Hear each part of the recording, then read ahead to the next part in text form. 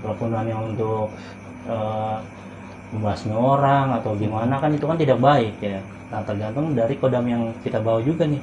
Kodam kita bawa dia mau nggak dengan hal yang seperti itu gitu. Tapi kalau misalnya dia nggak mau, biasanya dia menjauh gitu. Oke. Itu secara hal yang diamalkan seperti itu ya, atau dimaharkan ya.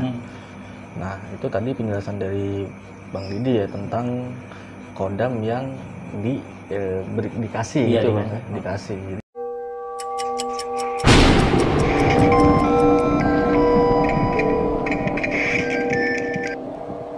Gaib ya gaib, banda ya banda gitu loh. Kalau Bang Jun bilang biasanya tuh batu cincin ditempelin rambut terus dibakar nggak putus. Sebenarnya sih kalau menurut saya itu bukan ada gaib atau ada apanya gitu loh, tapi memang batu itu sudah mengalami namanya proses alam. Proses alam sehingga dia mempunyai energi dia sendiri gitu loh. Untuk menutupi apa tuh Bang? Bukan untuk menutupi, di batu itu tuh dia memang ada energi tersendiri gitu. Melalui proses alam gitu. Jadi ketika rambut itu ditempelin di batu terus dibakar sama rokok atau pakai api itu nggak bakal putus gitu loh. Nah kalau misalkan coba aja deh batu yang masakan gitu loh, yang full plastik ya, full plastik terus ditempelin ditempelin rambut terus dibakar itu pasti putus. Karena gitu. Kandungannya plastik gitu ya? Iya, karena kandungannya plastik, dia nggak ada proses alamnya. Oke, gitu jadi buatan ya berarti? Ya, gitu tapi di sini saya juga bisa bedain gini. Ketika proses pencampurannya ini plastik dengan batu alam itu berapa persen? Gitu. Misalkan proses batu alamnya ini 10, plastiknya 5, ya tetap kalau ditaruh rambut terus dibakar dia nggak bakal putus karena persenan batu alamnya ini lebih banyak dari plastiknya. Gitu. Jadi saya tekankan sekali lagi, nggak nggak ada tuh istilahnya batu ini terus diisi gaib terus batu ini jadi sakti, nggak balik lagi batu itu hanya media gitu, hanya media ya, nggak harus kita ini gua ada batu gua ada isinya ada ininya, nggak gitu. Nah tadi itu dia pembahasan gue sama Bang Akil tentang kodam batu cincin ya Bang. Nah ini gue akan bertanya ke Bang Didi nih. Jadi kan di luaran sana banyak nih yang mengaku-ngaku kodam leluhur Bang. Nah Bang Didi sendiri nih kan pernah mengalami tentang kodam leluhur Bang. Nah itu rasanya itu apa sih Bang? Atau dia memberikan gambaran apa gitu? Mungkin teman-teman di luar sana juga ada gitu Bang yang mengalami hal yang sama gitu, yang mengaku-ngaku kodam leluhur. Nah itu Bang Didi sendiri gimana tuh menurut Bang Didi? Ini pertanyaan ini maksudnya masalah leluhur ya? Iya, kodam leluhur yang mengaku-ngaku atau Bang Didi sendiri pernah ditunjukkan gitu ya? Ini biar pemirsa juga nggak tanya-tanya ya kan ya. Ini lebih baik kita dari prosesnya ya. Prosesnya baru dengan rasanya atau dengan ininya atau gimana ya, menurut Bang ini kita sesuai dengan pertanyaan apa gimana ya? Nah jadi yang gue tanyakan ini Bang Didi, proses Bang Didi ini kan punya kodam leluhur gitu kan. Nah itu awal mulanya seperti apa sih Bang sampai ke titik itu gitu? Dengan membahas masalah kodam leluhur ya, biar pemirsa juga paham juga dengan leluhurnya, kodam leluhur seperti apa dan kodam dari amalan seperti apa, jangan sampai leluhur dan nama yang kodam amalan tidak bisa membedakan gitu. Iya betul Bang. Sebenarnya sih kalau dari kodam leluhur itu sebenarnya kan awalnya kan mitis ya.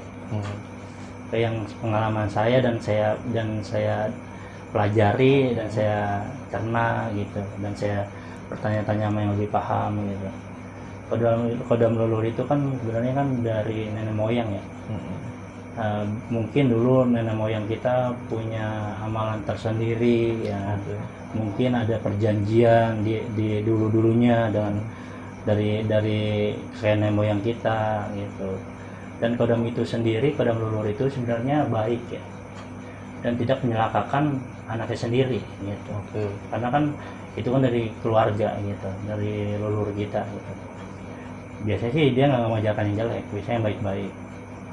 Dan biasanya kodam itu sebenarnya kodam itu kan kodam leluhur ya, yang saya alami sebenarnya kodam leluhur itu nggak semuanya dikasih gitu, tergantung dari kodam itu sendiri, dia maunya ke siapa, keturunannya.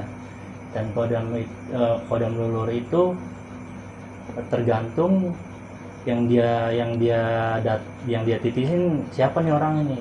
Nah udah gitu dengan perilakunya sama dengan kemauan si leluhur itu sendiri gitu.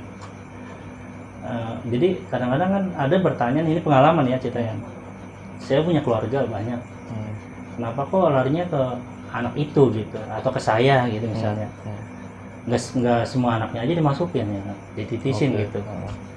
Ya nggak bisa begitu, karena dari kodam leluhur itu kan mungkin ada tingkah perilaku yang anak itu sendiri bisa menjaga, menjalankan yang baik dan kriterianya sama leluhur itu gitu. Mungkin anak itu rajin, si unsur ibadah sholat. Nah biasanya sebelum dia lahir itu dititis, dan itu nggak bisa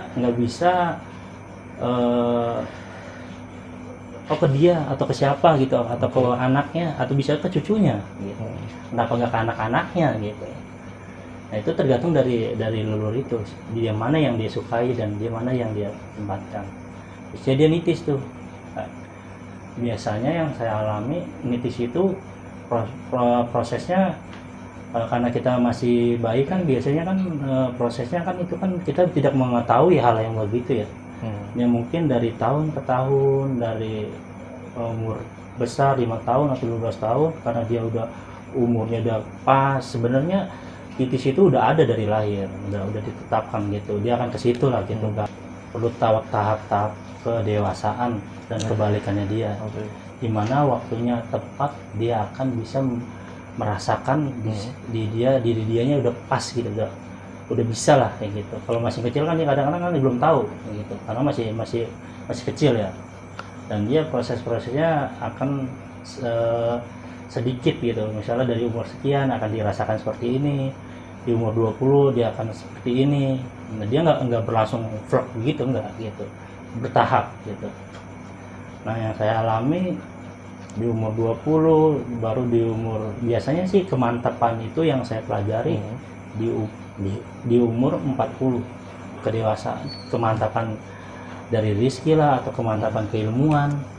Nah biasanya di umur 40 bahkan akan dibuka semua gitu. Gitu biasanya. Nah biasanya yang saya alami, kodam leluhur itu dia nggak akan menjerumuskan anaknya sendiri lah, intinya gitu. Menjerumuskan anaknya sendiri. Dan kodam leluhur itu bisa kita bedakan sama kodam yang bukan leluhur ya gitu. Itu biasanya yang saya alami, kalau kodam-kodam yang bukan leluhur itu, kita ada yang kita bisa baca ini nih. Ya, biar pemirsa paham lah. Ini yang datang kodam leluhur apa kodam beneran ya, apa kodam pengasih atau dikasih orang ya gitu. Nah, itu dia ya. Nah, itu gimana tuh? Nah biasanya kita bisa bacakan dengan ayat-ayat yang bisa mengusir lah gitu, atau yang bisa, ini kodam ini kan biasanya kodam itu kan dibaca ini namanya kodam jelek misalnya ya, bacakan ini panas ya kan? Ada yang baca ini dia kabur. Nah biasanya kodam leluhur itu walaupun dibacakan apa aja dia tetap ada, dia bakal merasakan pergi, atau dia panas atau dia enggak, dia tetap ada gitu. Dan dia nggak ngaruh walaupun dibacakan apa aja, dia tetapi karena kodam itu kan baik ya gitu. Gitu biasanya gitu kita membedakan ini kodam ini datang nih kodam leluhur bukan gitu.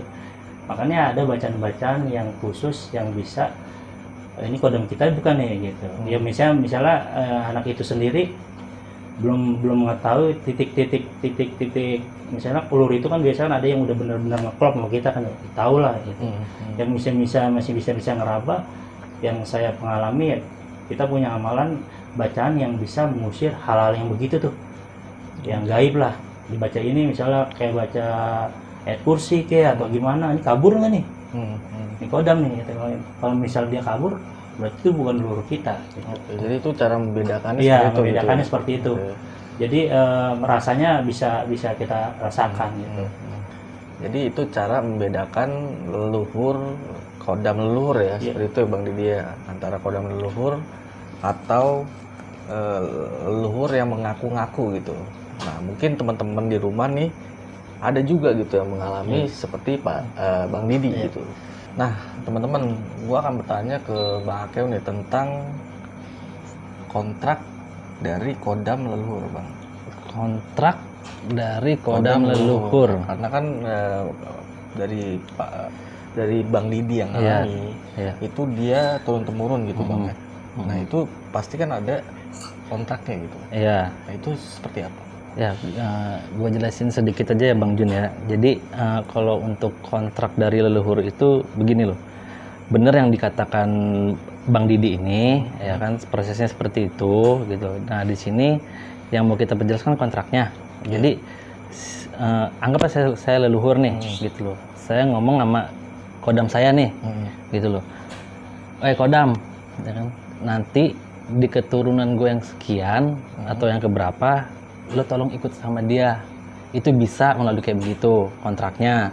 Terus yang kedua, bisa juga si leluhur ini ngomong juga, atau dia bilang ke kodam, nanti kalau ada yang seperti gua, sifat atau kelakuannya, entah itu dia sering rajin ibadah, sering zikir, atau pokoknya yang baik-baik lah, ya kan, sesuai leluhurnya nih, sesuai sifat leluhurnya nih, lo ikut sama dia gitu loh. Ikut sama, jadi sama si keturunannya. Jadi kontraknya ini nih dibuat oleh si leluhur tersebut dengan kodam tersebut.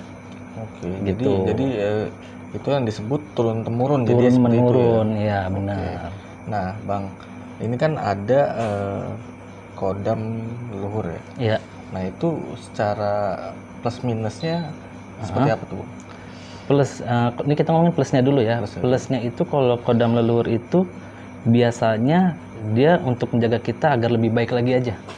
Menjaga kita lebih baik. Lebih baik lagi gitu, ke jalan yang benar, yang lurus, sesuai leluhur kita dulu ngejalanin kehidupannya itu kayak gimana gitu loh. Tapi kalau yang dari sisi negatif gitu loh, kan kita nggak tahu nih leluhur kita tuh dulu kodamnya negatif apa positif ya Bang Jun. Kan kita nggak tahu gitu loh. Nah kalau kita dapat keturunan atau kodam dari yang sisi negatif ya, biasanya ya itu, ya bisa kodam itu bisa buat nyerang orang gitu loh, bisa kayak buat menyelakai orang, pokoknya yang buruk-buruk lah gitu loh, yang jelek-jelek lah gitu. Tapi di sini balik lagi, buruk atau baiknya itu tergantung manusianya itu sendiri gitu loh, mau dia ke arah mana, dia bisa nggak ngontrolnya gitu loh. Walaupun kasarnya kita dapat kodam yang jelek nih kasarnya gitu, yang sifatnya jelek, tapi kalau kita bisa ngontrolnya, bisa kita arahin dia ke sisi yang positif. Gitu. Jadi nggak selamanya yang positif terus, yang negatif terus, itu balik lagi ke kitanya. Ya sanggup apa enggak kitanya nih megang kodam gitu loh. Kalau nggak sanggup ya mendingan ya yang lurus-lurus aja lah, nggak usah dipelajarin gitu loh. Nggak usah tahu gitu. Nggak usah tahu udah gitu. Oke. Nah Bang, ini kan tadi lu bilang ini kan ada kodam leluhur yang sifatnya itu jelek. Iya. Nah itu kontraknya itu bisa diputus gak sih? Bisa Bang Jun. Nah itu bisa dijelasin Bang? Bisa. Jadi kalau kita mau mutusin kontraknya ini, kalau Bang Jun atau orang-orang di luar sana yang punya ilmu spiritualnya tinggi, itu biasanya sepengetahuan saya, tinggal kita ngobrol sama kodamnya tersebut. Kodamnya bahwa anak ini tidak mampu atau tidak sanggup gitu loh. Kalau si kodam ini ngikut ke anak ini gitu, kita putus kontraknya. Kalau mau si kodam ini, kita buat perjanjian baru sama kita, sama spiritualnya. Iya. Situ mau nggak ngikut sama saya gitu loh. Kita buat kontrak baru sama dia nih, biar si anak ini nggak diikutin sama kodam yang ini gitu. Itu bisa kita putus gitu loh. Nah itu dampak negatifnya seperti apa sih Bang? Dampak negatif dari mananya nih? Kodam yang leluhur ini yang jelek itu. Dan itu Ke- dampak ke manusianya. Ya, baik lagi gini. Kalau dia kodam yang negatif ini kalau ke kita ya, kalau ke yang nggak kuat gitu ya, kalau nggak kuat dia bisa nyimpang, bisa gila, bisa ya bisa hilang lah akalnya gitu loh. Karena kan dapat bisikan dari mana terus dia bisa apa ngelihat apa gimana ngerinya dia nggak kuat gitu loh. Itu kan efeknya fatal banget kalau kayak gitu. Kan ada kan, kok anak gua ngomong sendiri, kok anak gua main sama siapa gitu loh. Kan orang yang nggak bisa ngeliat kan jadi ngerasanya lu gila ya ngomong sendiri, lu ngobrol sama siapa gitu loh. Tapi kan beda sama anak yang diturunin gitu loh. Matanya dia kan beda sama mata yang normal gitu loh. Kalau yang mata yang udah benar-benar dari keturunan kan matanya kan dia bisa ngeliat yang makhluk-makhluk yang begituan gitu loh. Tapi karena orang yang normal ini nganggapnya itu aneh, disangkanya kan kayak lo gila lo ini ngomong sendiri nah ya gitu. Ngerinya nih anak ada dua bisikan jadinya nggak kuat gitu loh. Ininya nggak kuat, badannya nggak kuat jadinya bisa escape.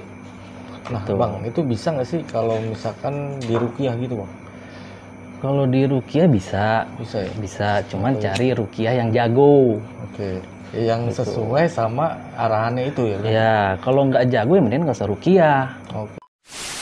Nah, Bang Akel, gue mau nanya nih. Ya. Jadi, kodam leluhur, nah itu datangnya itu di kitanya itu seperti apa sih? Ciri-cirinya. Ciri-cirinya itu? Ciri-cirinya kalau kodam leluhur itu Bang Jun, Mas Didi yang saya tahu ya, ini balik lagi ke yang saya tahu. Itu biasanya kalau kodam leluhur itu kalau datang ke kita, kalau kodam baik ya, itu di kita tuh nyaman. Nyaman. Di hati nyaman, tenang, adem, gitu loh. Nggak ada rasa-rasa kayak kekhawatiran atau deg-degan, itu nggak ada. Itu kita nyaman, hawa di sekitar kita juga adem, anyem, sunyi, tenang gitu. Pokoknya enak lah gitu loh. Kalau yang positifnya ya. Tapi kalau yang datangnya negatif, itu badan merinding, rasa kekhawatiran tinggi, deg-degan ada gitu loh, rasa ketakutan lebih tinggi lagi. Ya, kayak gitu Bang Jun. Kalau dari sisi positif dan negatifnya. Jadi untuk penonton bisa ngebedain nih kalau misalkan ada makhluk gaib yang kasarnya yang halus sama yang kasar istilahnya. Oh, kalau yang kasar di gue merinding nih, terus gue deg-degan gitu loh, terus gue ngerasa kayak ketakutan gitu. Nah itu biasanya yang kasar. Yang kasar. Tapi kalau yang halus biasanya ya kita nyaman, tenang, kok sunyi, kayaknya enak aja gitu loh. Gitu. Itu sepengetahuan saya Bang Jun gitu. Nah itu dia tadi ya, tadi penjelasan dari Bang Akel tentang kodam leluhur yang datang ke kita gitu Bang ya. Iya. Nah ini Bang Didi, gue mau nanya lagi nih.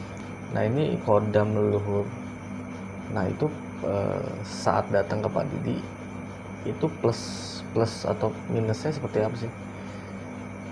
Proses masuknya itu dan juga saat Pak Didi itu kodam leluhur yang selama ini jaga Bang Didi nih, nah itu dampak positifnya itu seperti apa sih? Kodam leluhur ya yang datang ke Bang Didi ini itu dampak positifnya seperti apa dan rasanya dan prosesnya itu seperti apa saat hadir di Bang Didi? Yang saya alami ya prosesnya, maksudnya kodam leluhur yang saya punya ya, maksudnya yang mitis ya. Ya tergantung datangnya ya, tergantungnya datangnya dari segi lokasi ya misalnya ya. Lokasinya seperti apa dulu gitu.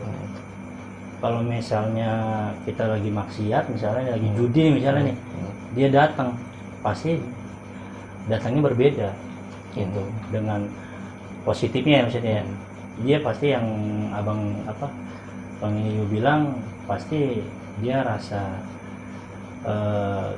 deg-degan ya kan, rasa auranya nggak enak ya, merinding atau gimana. Sebenarnya itu kasih tanda sebenarnya, bukannya rasa positif ya, negatif ya. Sebenarnya itu dikasih tanda dia itu harus pergi dari situ gitu, suruh menjauh dari hal itu. Makanya dikasih tanda nggak ketenangan gitu, dikasih tanda yang hal-hal yang kira-kira was-was lah ya kan, atau pola pusing atau gimana. sebenarnya itu udah dikasih tanda.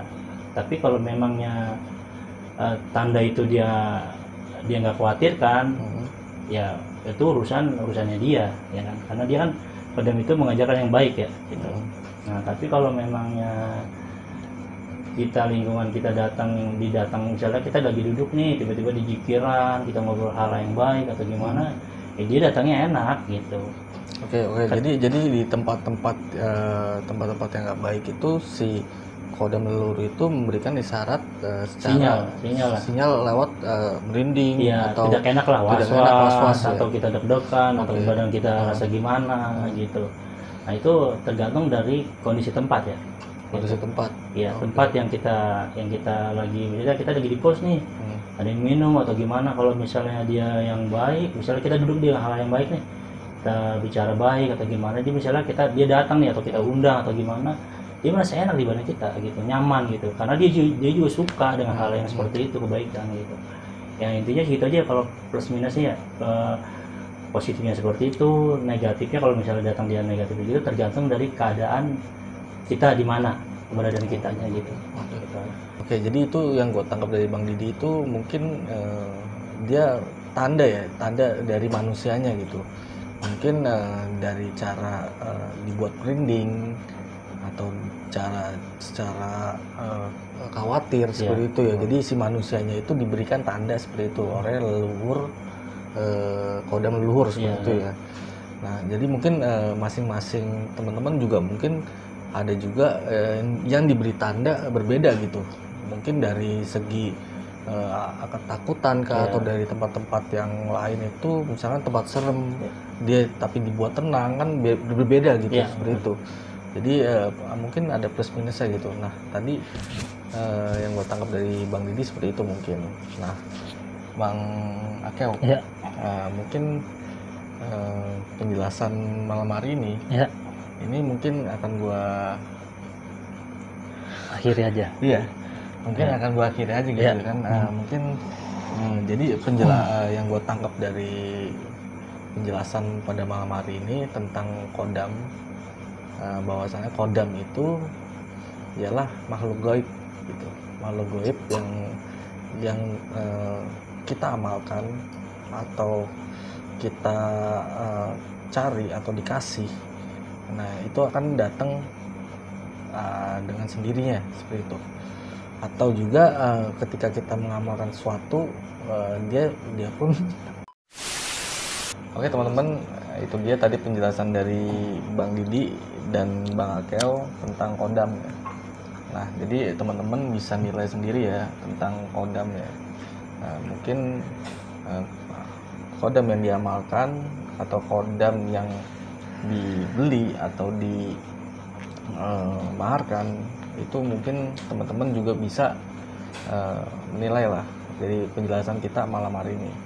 Nah mungkin Bang Didi ada pesan-pesan untuk teman-teman di rumah. Ada dulu yang mau. Oke, Bang. Oke. Ya buat teman-teman sekali lagi saya tegasin di sini saya hanya berbagi pengalaman sama Bang Jun sama Mas Didi ya, karena saya yakin di luar sana masih banyak spiritual yang masih jago di atas saya Bang Jun gitu loh. Jadi kalau ada penjelasan saya yang masih melenceng atau masih kurang masuk gitu loh, bisa komen ya Bang Jun. Komen betul. Di mana tuh komennya tuh di channel Perjalanan Waktu di channel Perjalanan Waktu atau di IG gitu. IG Perjalanan Waktu. Untuk nambahin aja gitu loh. Kalau misalkan di para penonton channel Perjalanan Waktu tuh ada pengalaman yang luar biasa daripada saya atau Mas Didi gitu loh. Oke, gitu aja sih Bang Jun. Oke. Mungkin Bang Didi ada tambahan? Menurut pandangan Bang Didi aja gitu. Kalau menurut saya sih ini kan kita berbagi pengalaman ya ke pemirsa juga untuk yang di luar sana. Dan mungkin pengalaman saya dan pengalaman yang di luar sana mungkin berbeda. Karena kita sharing untuk membagi perluas pengalaman, mungkin dan pemirsa di sana mungkin beda pengalaman dengan saya gitu. Mungkin pemirsa bisa simpulkan ya kan, bisa cerna mungkin ada salah satu yang salah dalam pengalaman saya dengan cerita-cerita saya, mungkin bisa komen juga biar bisa saya tahu dan bisa paham saya juga, karena saya sifatnya saya juga baru belajar lah gitu, membenahi diri atau pengalaman-pengalaman seperti itu gitu ya. Cuma seperti itu aja sih. Kalau memang salah ya dari saya, itu hanya dari Allah gitu. Oke. Nah itu dia tadi penjelasan Bang Akel dan Bang Didi. Ya, mungkin kita sudahi aja video kita hari ini. Untuk teman-teman jangan lupa tetap saksikan channel Perjalanan Waktu, dan terima kasih untuk teman-teman yang sudah mengikuti channel kita dari awal sampai akhir. Bila ada teman-teman yang mau share pengalamannya atau cerita-cerita atau ada tempat horor, nah bisa komen di kolom komentar dan juga bisa komen di IG Perjalanan Waktu. Nah mungkin itu aja dari kita, tim Perjalanan Waktu pamit undur diri. Assalamualaikum warahmatullahi wabarakatuh.